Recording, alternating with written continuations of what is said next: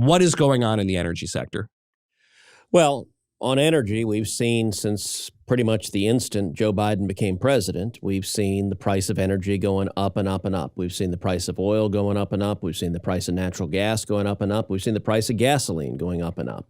And that's not a surprise. That is cause and effect. Biden came in with an aggressive agenda designed to weaken and to cripple domestic energy production. It's interesting right now, the White House's talking point. In fact, Biden said this today. They realize that they're exposed on inflation, that people are unhappy with inflation, and in particular, they're unhappy with how prices have skyrocketed at the gas pump. And so their talking points now is it's all Putin. It's Putin's fault. All of it is Putin. Well, there is the little problem of facts. Literally, Biden's first day in office, he shut down the Keystone Pipeline. That was 11,000 jobs destroyed with a stroke of a pen. 8,000 of those jobs were union jobs.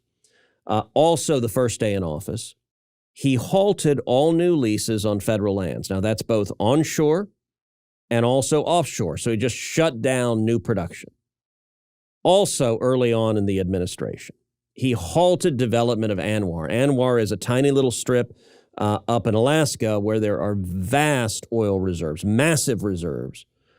As part of the 2017 tax cut, Congress authorized the development of ANWR. Joe Biden gets in and shuts it down. All of those had their intended effects. And if you look at last year, we saw the rig counts, the number of rigs that are drilling for oil, that are drilling for natural gas, plummet.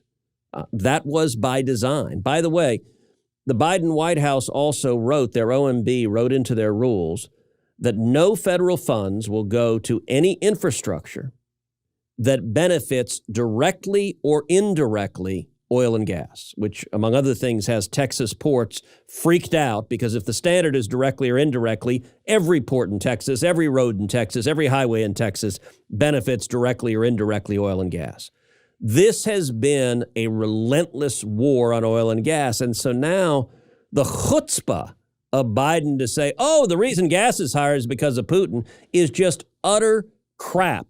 Before Putin invaded Ukraine, gasoline prices had risen 48% under Joe Biden. And it's a simple cause and effect. When you reduce supply, price goes up. And in this instance, in 2019, the United States, under President Trump's policies, became energy independent. We were a net energy exporter. We are the largest producer in the world of oil and natural gas.